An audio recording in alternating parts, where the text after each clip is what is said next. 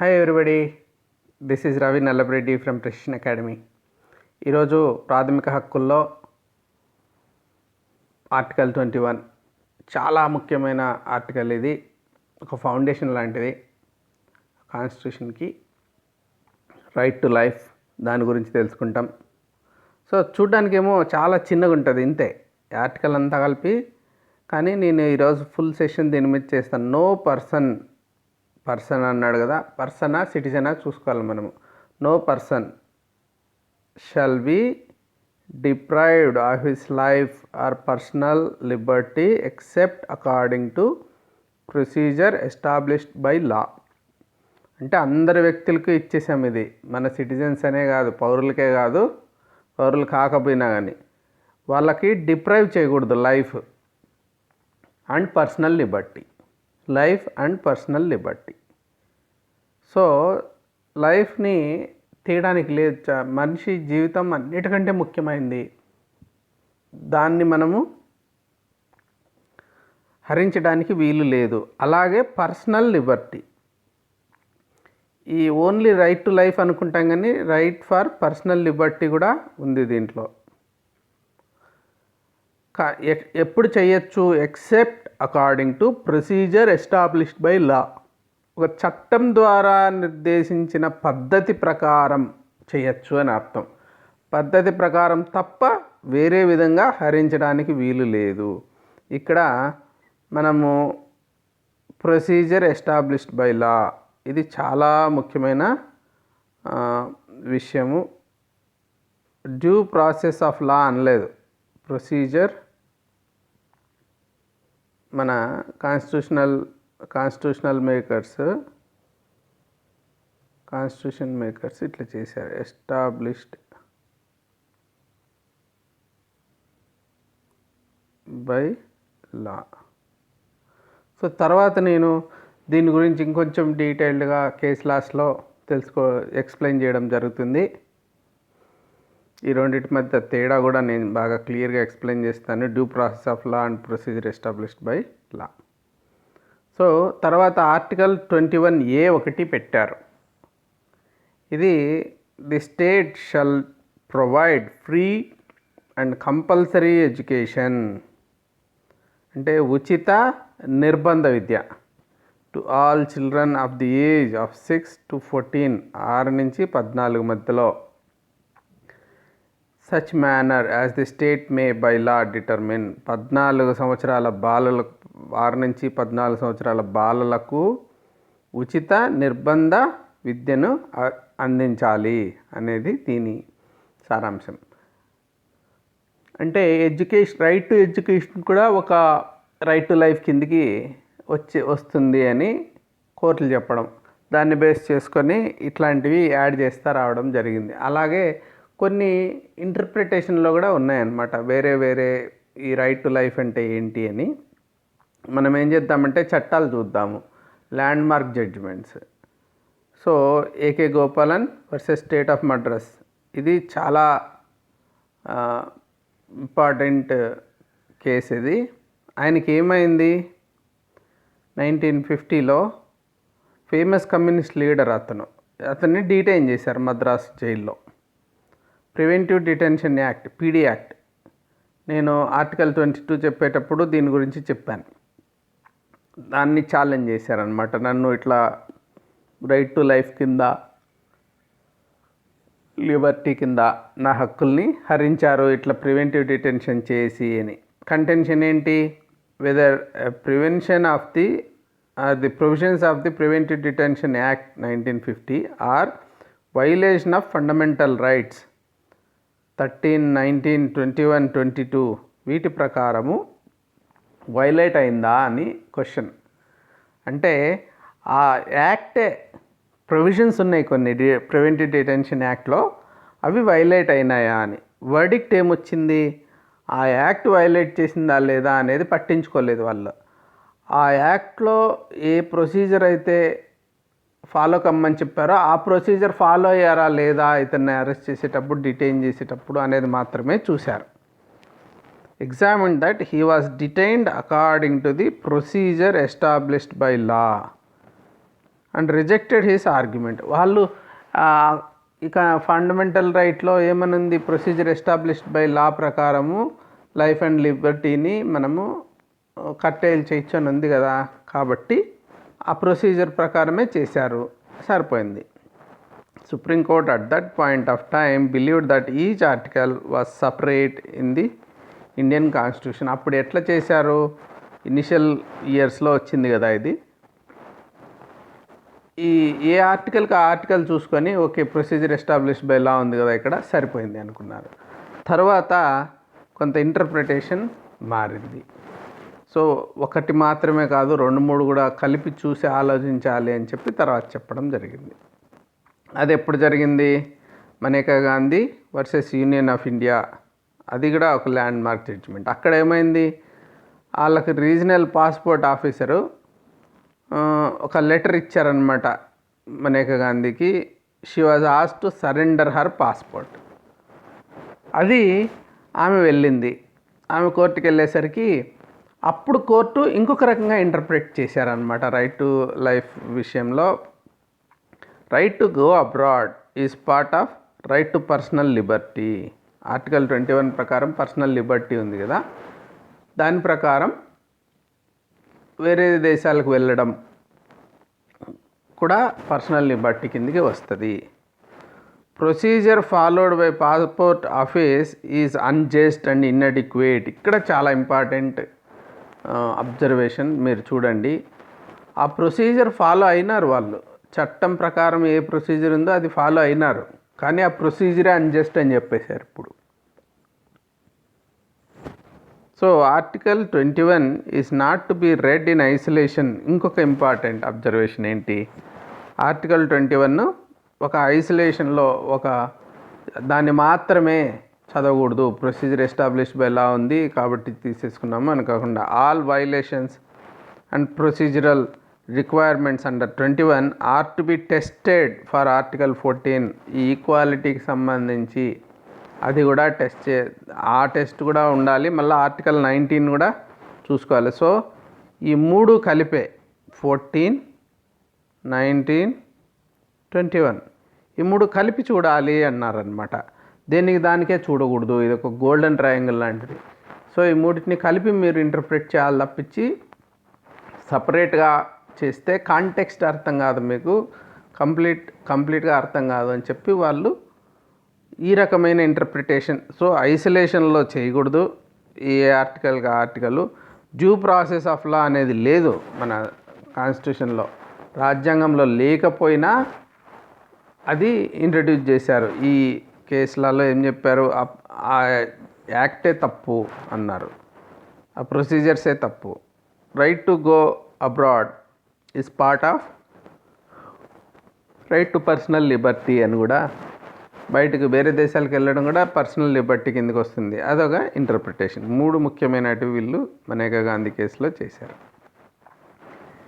అసలు ఏంటి procedure established by law and due process of లా ఏంటివి ఇవి అని చూస్తే, ప్రొసీజర్ ఎస్టాబ్లిష్డ్ బై లా అంటే ఏమంటే the law A law that is duly enacted అంటే by the legislature or the body in question is valid if the procedure to be established has been correctly followed. Procedure ఒకటి పెడతారు, detain చేసేటప్పుడు వాళ్ళకు notice ఇవ్వాలి, వాళ్ళకి చెప్పాలి, అట్లా ఏదో అన్ని ప్రొసీజర్స్ ఉన్నట్టు ఆ ప్రొసీజర్ ఫాలో అయినారు. సో ప్రొసీజర్ ఫాలో అయితే చాలు. సో ఒక చట్టం చేశాము, ఆ చట్టం ప్రకారం ఒక ప్రొసీజర్ ఉంది. కాన్స్టిట్యూషన్లో అలాగే కదా ఉంది ప్రొసీజర్. ఈ ఎట్లా కట్టేలు చేయొచ్చు అనేదానికి ఒక ప్రొసీజర్ చట్టం చేయాలి అని చెప్పినారు, ఆ చట్టం చేశారు. డ్యూ ప్రాసెస్ ఆఫ్ లా అనుకో, due process of law checks weather any law in question is fair and not arbitrary. ఆ చట్టంలోనే తప్పు ఉందనుకో, ఎట్లంటే అట్లా చేయకూడదు కదా ప్రొసీజర్ ఎస్టాబ్లిష్డ్ బై లా అనేది. అంటే ఆ చట్టం తప్ప లేదా కరెక్టా అనేది కూడా చూస్తే డ్యూ ప్రాసెస్ ఆఫ్ లా అనేది అంటారనమాట. అదే ఫస్ట్ పాయింట్. సెకండ్ పాయింట్ ఏమంటే compared to due process of law it is narrow. ఇది కొంచెం సంకుచితమైనది ప్రొసీజర్ ఎస్టాబ్లిష్డ్ బై లా అనేది కొంచెం చిన్న విషయం. ఇది డ్యూ ప్రాసెస్ ఆఫ్ లా, ఇది only procedure established by law. It is narrow in scope as it does not question whether the law concern is contrary to principles of justice and equality. So ఆ చట్ట ప్రకారం జరిగిందా లేదా చూస్తారు, కానీ ఆ చట్టమే మరి సమానత్వము ఇట్లా ఏవైతే జస్టిస్ ఇలాంటి వాటిని బేస్ చేసుకొని ఉందా లేదా అని ఇక్కడ మనం క్వశ్చన్ చేయట్లేదు procedure established by Lalo. Due process of law gives wide scope to supreme court to grant protection to the rights of the citizens. ఇది సుప్రీంకోర్టుకి చాలా మంచి వెన్నుదన్నుగా ఉంటుందన్నమాట ఈ డ్యూ ప్రాసెస్ ఆఫ్ లా అనే కాన్సెప్ట్. ఎందుకంటే వాళ్ళు ఫండమెంటల్ రైట్స్ని చాలా ఎక్కువ స్ట్రెంగ్తన్ చేయొచ్చు డ్యూ ప్రాసెస్ ఆఫ్ లా అనే కాన్సెప్ట్ మీద వెళ్ళారంటే. అలాగే ఇంకా 2 డిఫరెన్సెస్ చెప్తాను. Procedure established by law protect the individual against the arbitrary action of the executive. అంటే ఇప్పుడు పోలీస్ వస్తారు, వాళ్ళు తప్పు చేయకుండా వాళ్ళు ఇష్టం వచ్చినట్టు ప్రొసీజర్ ఫాలో కాకుండా అరెస్ట్ చేయడము అట్లా లేకుండా ఇది రక్షణ కల్పిస్తుంది. ఇక్కడేమంటే under due process of law it is the legal requirement that the state must respect all the legal rights that are owed to the person and laws that the state enact must conform to the laws of the land. వాళ్ళు law అనేది ఇష్టం వచ్చినట్టు చేయడం legislature మీద కూడా ఇక్కడ control ఉంటుంది. ఇక్కడ ఎగ్జిక్యూటివ్ మీద మాత్రమే ఉంటుంది. Procedure established by Lalo only executive actions, ఇవి ఎగ్జిక్యూటివ్ యాక్షన్స్నే క్వశ్చన్ చేస్తున్నాము. ఇక్కడ లెజిస్లేటివ్ యాక్షన్స్ని కూడా క్వశ్చన్ చేస్తాము. హియర్ ఎందుకంటే లెజిస్లేషనే తప్పు ఉండకూడదు, లెజిస్లేటివ్ యాక్షన్. ఇంకోటి క్లాస్ 39 ఈ ప్రొసీజర్ ఎస్టాబ్లిష్డ్ బై లా అనేది క్లాస్ 39 ఆఫ్ ది మ్యాగ్నా కార్టా ఇంగ్లాండ్లో దాంట్లో ఉంది. డ్యూ ప్రాసెస్ ఆఫ్ లా అనేది యునైటెడ్ స్టేట్స్ ఆఫ్ అమెరికాలో ఫాలో అవుతారు, యుఎస్ఏ. సో ఇది మనము గుర్తుపెట్టుకోవాలా. ఇంకా కొన్ని కేస్ లాస్ చూద్దాం. Safe environment is a fundamental right. So ఇవన్నీ కూడా right to life and Liberty కింద ఎన్నెన్ని వస్తున్నాయి చూద్దాము. ఇంటర్ప్రిటేషన్లు ఎలా మారుతున్నాయి. సుప్రీంకోర్టు 2017లో ఏం చేసింది, ban the sale and registration of pollution causing BS3 complaint vehicles. BS4 వచ్చేసింది April 1 నుంచి. BS4 స్టాండర్డ్స్ వచ్చిన తర్వాత ఎమిషన్కి సంబంధించి BS3 వెహికల్స్ వాడడానికి లేదు. So this judgment is based on the right to life guaranteed by article 21 of the constitution. So right to life and liberty. ఇప్పుడు ఆ pollution అంతా రావడం వల్ల మన అందరి జీవితాలు మరి రైట్ టు లైఫ్ ఉంటుంది కదా, మరి తగ్గిపోతాయి కదా. ఆ పొల్యూషన్ వల్ల ఎన్నో జబ్బులు వస్తున్నాయి కదా. Entitlement of millions of our countrymen and women to breathe less polluted air. కాబట్టి అది కూడా ఒక రాజ్యాంగపరమైన ప్రాథమిక హక్కు కిందికి తీసుకొచ్చారు, safe environment. Jija Ghosh versus SpiceJet. దీని బ్యాక్గ్రౌండ్ ఏమంటే Supreme Court asked the SpiceJet limited to pay ₹10 lakhs to Jija Ghosh for forcibly deboarding her by the flight crew because of her disability. ఆమెకి డిజబిలిటీ ఉంది అని చెప్పి, డిఫరెంట్లీ ఏబుల్డ్ పర్సన్ అనమాట ఆమె. అందుకోసం అని చెప్పి అంగవైకల్యాన్ని బేస్ చేసుకొని ఎవరినైనా కిందికి దించేసి కొంచెము అలా చేయడం వలన ఏమంటే సెరిబ్రల్ పాల్సీ అనే ఒక జబ్బుతో ఆమెకున్నింది ఈమె జీజా ఘోష్ అని. సో ఆమెకి అపెక్స్ కోర్ట్ ఏం చెప్పింది, guidelines with regard to the carriage by the person with disabilities, దానికి కొన్ని గైడ్లైన్స్ ఇచ్చింది. So and observed that people with disabilities also have the right to live with dignity. Right to life అంటే బతకడమే కాదు, ఒక ఆత్మగౌరవంతో ఒక డిగ్నిటీతో బతకడానికి అవకాశం ఉంటేనే లైఫ్ అంటారు దాన్ని. యాజ్ పర్ ఆర్టికల్ 14 and 21 ప్రకారము వాళ్ళు ఆ జడ్జిమెంట్ ఇచ్చారు. ఇంకా జస్టిస్ కేఎస్ పుట్టుస్వామి ఆయన అప్పటికి రిటైర్ అయినారు, చాలా ఓల్డ్ పర్సన్గా ఉన్నారు. వర్సెస్ యూనియన్ ఆఫ్ ఇండియా 2017లో చాలా మంచి జడ్జిమెంట్ వచ్చింది. రైట్ టు ప్రైవసీ, అది కూడా it's an intrinsic part of right to life and personal liberty. Privacy ఉండాల్సిందే అని చెప్పారు దీంట్లో. And as a part of the freedoms guaranteed by part 3 of the constitution. So it explicitly overrules previous judgement of the Supreme Court in Kharak Singh versus state of UP and MP Sharma versus union of India. So which held that there is no fundamental right to privacy under the Indian అంతకుముందు అట్లాంటి fundamental right ఏమీ లేదు ప్రైవసీకే అని చెప్పారు. కానీ పుట్టుస్వామి కేసులో ఏం జరిగింది, right to life is part of article 21 అని చెప్పి జడ్జిమెంట్ వచ్చిందనమాట, రైట్ టు ప్రైవసీ. సో ఇంకా Aadhaar case, Puttaswamy case base చేసుకుని మళ్ళీ ఆధార్ కేసు వచ్చింది. ఆధార్ ఛాలెంజ్ చేశారు, రైట్ టు ప్రైవసీ ఉందన్నారు కదా మాకు, మరైతే ఆధార్లో అన్ని ఇన్ఫర్మేషన్ తీసుకొని అందరికీ షేర్ చేసుకుంటున్నారే అని. సుప్రీంకోర్టు ఏం చెప్పింది దానికి, it's primarily required to assess if the provisions of the Aadhaar case were contrary to the right to privacy. దాని మీద క్వశ్చన్ వచ్చింది అక్కడ. So supreme court struck or read down certain provisions of the Aadhaar act which did not fulfil the proportionality test అనేది ఒకటే వాళ్ళు పెట్టారు. దానికి అనుకూలంగా లేని పార్ట్స్ ఏమన్నా ఉంటే ఆధార్లో దాన్ని కొట్టేశారు. హౌఎవర్ కొన్ని ప్రొవిజన్స్ తీసేశారు తప్పించి ఆధార్ మొత్తం తప్పనలేదు. Supreme Court held that the Aadhaar act on the whole as a law serves a legitimate state aim. ఒక ప్రభుత్వానికి ఒక లెజిటిమేట్ ఎయిమ్ ఉంది, అది సాధించడానికి ఇది ఒక మంచి it is proportionate for that అన్నాడు అనమాట. And is proportionate thereby being a reasonable exception to the right to privacy. Right to privacy ఉంది, ఒక రీజన్, ప్రతిదానికి అబ్జల్యూట్ కాదు కదా ఈ ఫండమెంటల్ రైట్స్, డీవియేషన్స్ చేస్తాం. ఎక్కడ దానికి ఒక రీజన్ ఉండాలి, దానికి ఒక బలమైన కారణం ఉండాలి. దీనికి ఒక బలమైన కారణం ఉంది. రైట్ టు ప్రైవసీ ఒక ఫండమెంటల్ రైట్ అయినా దానికి ఒక లిమిట్స్ ఉంటాయి. సో ఇది ప్రజలందరి మంచి కోసం చేస్తున్నారు కాబట్టి ఇది చెయ్యొచ్చు అని చెప్పిందనమాట Supreme Court. Does right to life include right to die? ఇది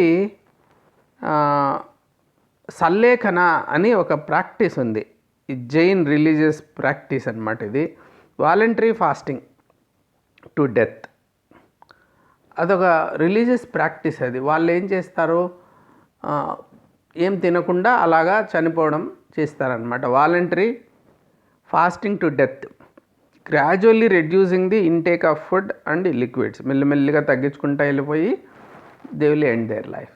దాన్ని సల్లేఖన అంటారు. అలాగా మాంగ్స్ ఇట్లాంటి వాళ్ళు కూడా చేస్తుంటారు. On 31st August 2015 Supreme Court admitted a petition by Akhila Bharat Varshiya Digambar Jain Parishad. So Jain Parishad అని గుర్తుపెట్టుకుంటే చాలు.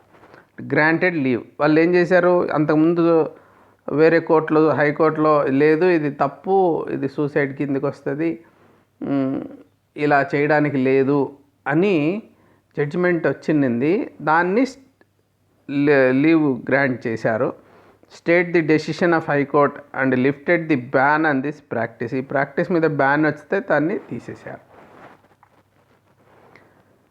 తర్వాత ఇంకొకటి మనం సెక్షన్ తెలుసుకోవాల్సింది, section 309 of IPC.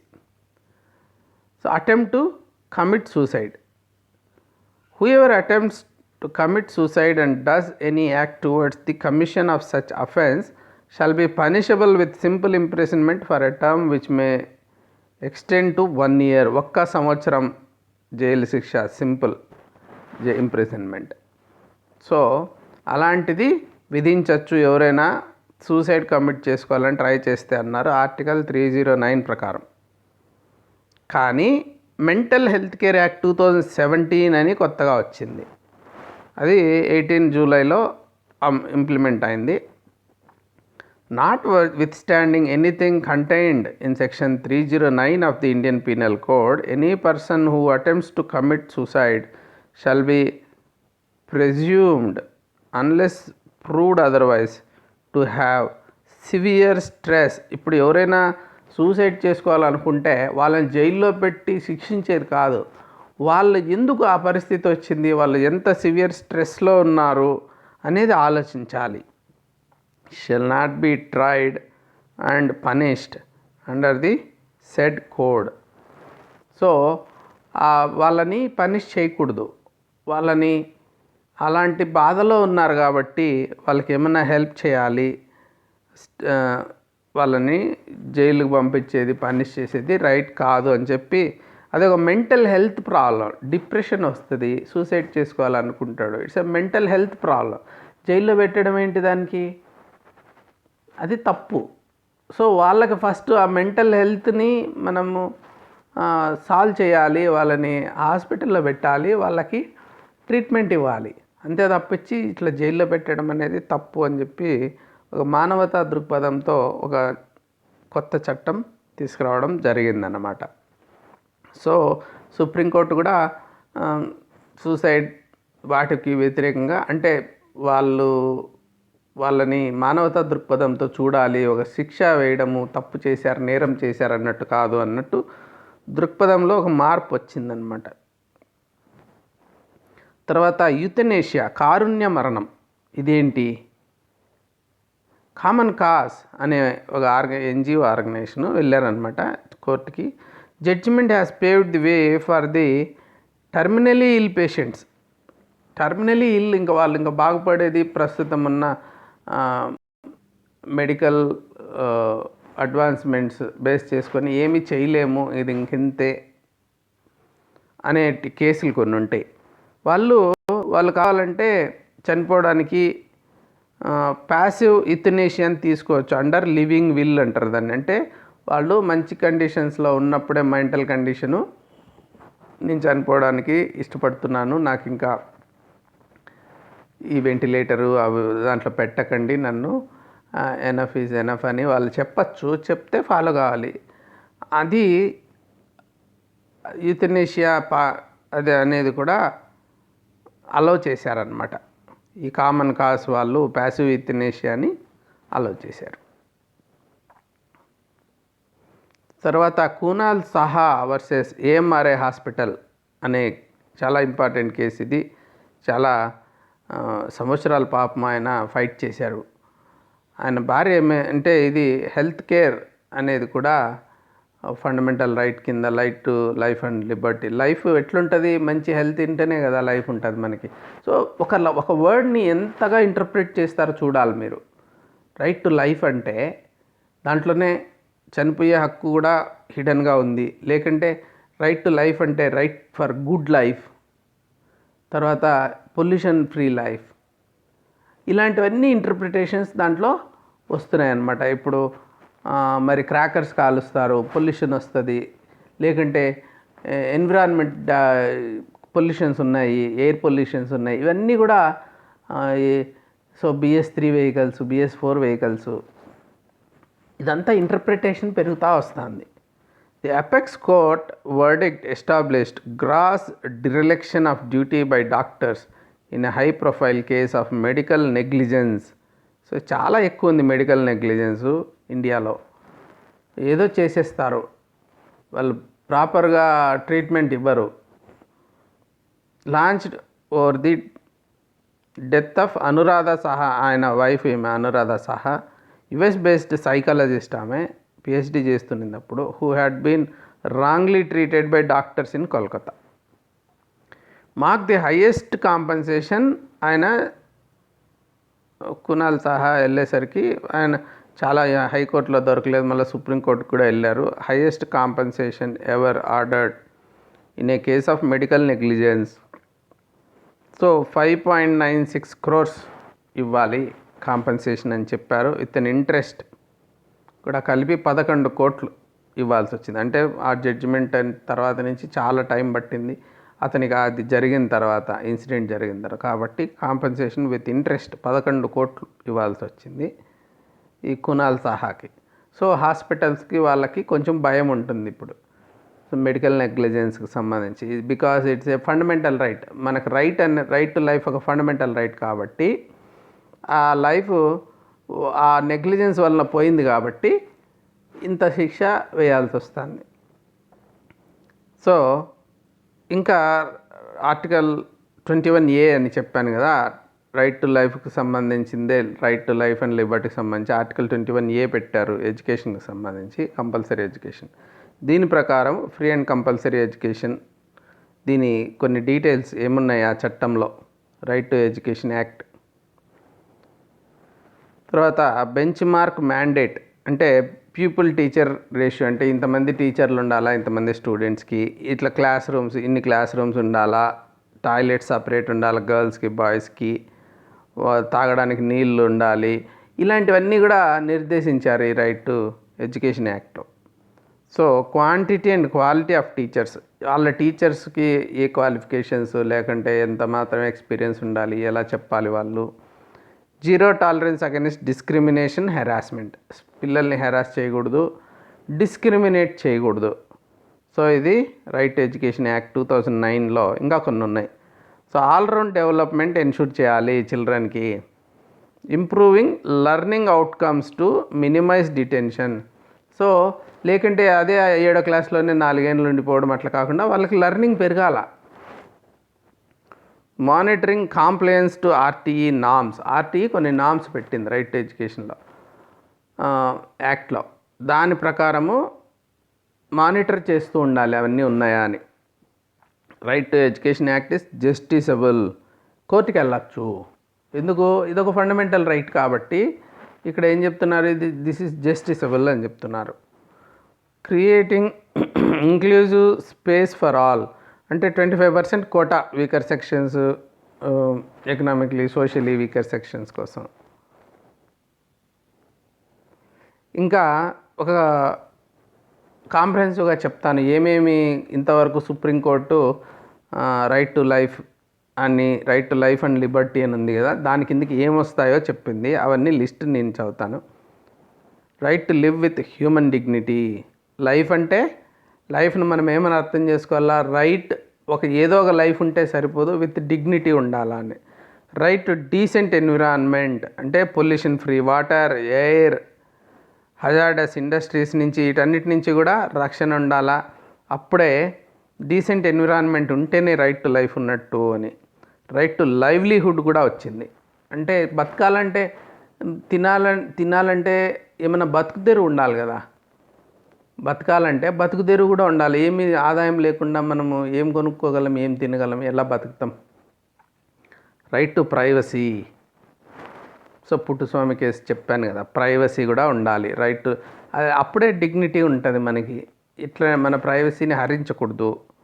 Right to shelter లేకుంటే లైఫ్ షార్టన్ అయ్యే ఛాన్స్ ఉంది కదా. హెల్త్, కునాల్ సింగ్ కేసు చెప్పాను కదా నేను హెల్త్ కేర్ సంబంధించి. తర్వాత free education up to 14 years, అదే తర్వాత చట్టం కూడా అయింది right to education RTE. Right to free legal aid. So justice కూడా ఉండాలి. జస్టిస్ ఎలా వస్తుంది, ఫ్రీ లీగల్ ఎయిడ్ ఇవ్వాలి.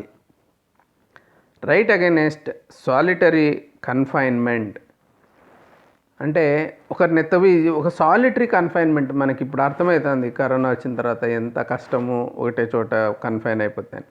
సో అట్లా ఒకరినే తీసుకెళ్ళి సంవత్సరాల తరబడి సాలిటరీ కన్ఫైన్మెంట్ చేయకూడదు.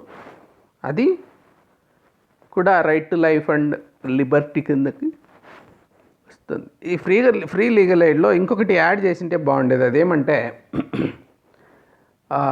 Timely justice. ఇప్పుడు ఫ్రీ లీగల్ ఎయిడ్ ఇచ్చినారు, ఏం లాభం 20 ఏళ్ళకి జడ్జిమెంట్ ఇచ్చి 10 ఏళ్ళకి జడ్జిమెంట్ కొన్ని కేసులు అసలు ఎప్పటికీ జడ్జిమెంట్ చేయకుండా వదిలేస్తే ఏం లాభము. అదొక్కటే ఇప్పుడు జరుగుతున్న తప్పు. ఈ సుప్రీంకోర్టులు, హైకోర్టులు ఎన్నెన్నో మాట్లాడతాయి కానీ టైమ్లీ జడ్జిమెంట్ ఇవ్వరు. ఇప్పుడు ఆకలి అవుతుంది, ఆకలి అయినప్పుడు పెట్టకుండా 10 రోజుల తర్వాత అన్నం పెడితే ఏమొస్తుంది, అలా ఉంది ప్రస్తుత జస్టిస్. అది కూడా యాడ్ చేయాలి దీంట్లో, అప్పుడే జస్టిస్ వస్తుంది. Right to speedy trial. అది స్పీడ్గా ట్రయల్ చేసే హక్కు. ఇది ఇంప్లిమెంట్ జరగట్లేదు. రైట్ అగైనెస్ట్ హ్యాండ్ కఫింగ్, అందుకే చేతులకి బేడీలేసి తీసుకుపోతారు కదా, అది అమానుషం. రైట్ అగైనెస్ట్ ఇన్హ్యూమన్ ట్రీట్మెంట్, అంటే థర్డ్ డిగ్రీ ప్రయోగించడం అవన్నీ. రైట్ అగైనెస్ట్ డిలేడ్ ఎగ్జిక్యూషన్, అంటే మరణదండన విధించినప్పుడు డిలే చేయకూడదు. వాళ్ళకి చేయొచ్చు, అంటే వీళ్ళకి రైట్ ఉంది అట్లా అడగడానికి, మాకు ఏదో చేసేది త్వరగా చేసేయండి ఇది హెరాస్మెంట్ అని. రైట్ టు ట్రావెల్ అబ్రాడ్, అది మనకే గాంధీ కేసులో మనం చూసాం కదా, బయటకు పోవడం కూడా లిబర్టీ కిందికి వస్తుంది. Right against bonded labour, so అది anyway it's another fundamental right కింద మనం చదువుకున్నాము. బేగార్, అది bonded labour. Right against custodial harassment, ఇంతకుముందే చెప్పాము అది హెరాస్మెంట్ అని. రైట్ ఎమర్జెన్సీ మెడికల్ ఎయిడ్, ఇది ఎమర్జెన్సీ టైంలో నీకు ఇన్సూరెన్స్ ఉందా, అది ఉందా, ఇది ఉందా అట్లంతా కాదు. ఎమర్జెన్సీ ప్రాబ్లం ఏమన్నా ఉన్నప్పుడు వాళ్ళకి ఎమర్జెన్సీ మెడికల్ ఎయిడ్ ఇవ్వాలి. Right to timely medical treatment హాస్పిటల్స్లో, ఇవన్నీ రైట్ టు హెల్త్ అనే దాని కిందికి వస్తాయి. అవన్నీ రైట్ టు లైఫ్లో, లైఫ్ అంటే హెల్త్ బాగుంటుంది కదా లైఫ్ ఉంటుంది. Right not to be driven out of a state, ఒక కంట్రీ నుంచి మనం బయటికి పంపించే హక్కు లేదు వాళ్ళని. అయితే రోహింగ్యాస్ విషయంలో చూసాం కదా, అది కాదు, ఆ పర్టికులర్ రైటు మరి సిటిజన్స్కి మాత్రమే ఉంది, ఇండియాలోనే మేము ఉంటాము, ఎక్కడైనా తిరుగుతాము అనేది అని చెప్పి ఇంటర్ప్రిటేషన్ అక్కడ అయింది. Right to fair trial, right of prisoner to have necessities of లైఫ్కి కావాల్సిన నెసెసిటీస్ ప్రిజనర్స్ కూడా ఇవ్వాలి. ఇంకా right of women to be treated with decency and dignities, ఉమెన్ని డీసెన్సీతో డిగ్నిటీతో ట్రీట్ చేయాలి. రైట్ అగైనెస్ట్ పబ్లిక్ హ్యాంగింగ్, అందరి ముందు పబ్లిక్గా హ్యాంగ్ చేయడము, ముందు బ్రిటిష్ వాళ్ళు చేసేటోళ్ళు కదా ఇండియాలో, అందరికీ భయం కలిగించాలని, అట్లాంటివి చేయకూడదు. రైట్ టు హియరింగ్, వినడానికి వాళ్ళు చెప్పేది. రైట్ టు ఇన్ఫర్మేషన్, తర్వాత ఇది కూడా అది రైట్ టు ఫ్రీడమ్, అంటే ఫ్రీడమ్ ఆఫ్ స్పీచ్ కిందకి వస్తుంది.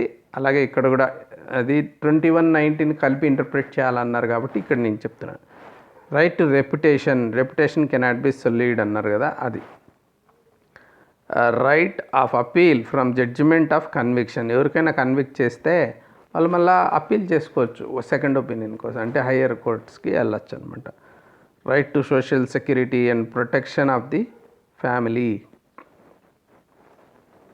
ఇంకా కూడా right to social and economic justice and empowerment. Right against bar fetters, right to appropriate life insurance policy. Right to sleep, నిద్రపోయేది కూడా హక్కే. వాడిని పోకిరి సినిమాలో అనుకుంటే వాడికి నిద్ర లేకుండా చేస్తుంటారు చూడండి విలన్కి, అలాంటిది కూడా లేదు, చేయడానికి లేదు. ఒక రైట్ టు స్లీప్ కూడా ఒక right. Right to freedom from noise pollutions, అంటే ఎయిర్ పొల్యూషన్, నాయిస్ పొల్యూషన్, ఏ పొల్యూషన్కైనా కానీ అదే. అలాగా ఎలక్ట్రిసిటీ కూడా ఉండాలి. ఎలక్ట్రిసిటీ లేకుంటే అది ఆల్మోస్ట్ ఫండమెంటల్ అయిపోయిందనమాట ఇప్పుడు లైఫ్లో. So this is single article అయినా ఎంతో ఉంది విషయం దీంట్లో. మీరేమంటే ఒకసారి అంతా నేను క్లాస్ చెప్పిన తర్వాత ఒకసారి నోట్స్ లాగా రాసుకుంటూ ఉండాలి, లేకుంటే కూడా ఒకసారి సింహావలోకనం చేసుకోండి క్లోజ్ చేసేటప్పుడు. అప్పుడు మీకు ఏమైనా గుర్తు రాలేదంటే మరొకసారి చూసుకోండి. ఇది చాలా ఫండమెంటల్. దీని మీద రీసెంట్గా జరిగిన సివిల్ సర్వీస్ ప్రిలిమ్స్లో కూడా ఒక క్వశ్చన్ వచ్చింది. సో ఇది చాలా ఇంపార్టెంట్, ఇది ఆర్టికల్ 21 అనేది. మీకు లైఫ్లో కూడా మనకు రియల్ లైఫ్లో కూడా మనకు ఉపయోగపడే ఆర్టికల్ ఇది. So thank you for joining. మీకు ఏమైనా క్వశ్చన్స్, మెంటర్షిప్ కావాలి, మీకు డౌట్స్ క్లారిఫై కావాలి, ఏమైనా నాతో మాట్లాడాలి పర్సనల్గా అనుకున్నప్పుడు 8101010185 వాట్సాప్ చేయాలంతే.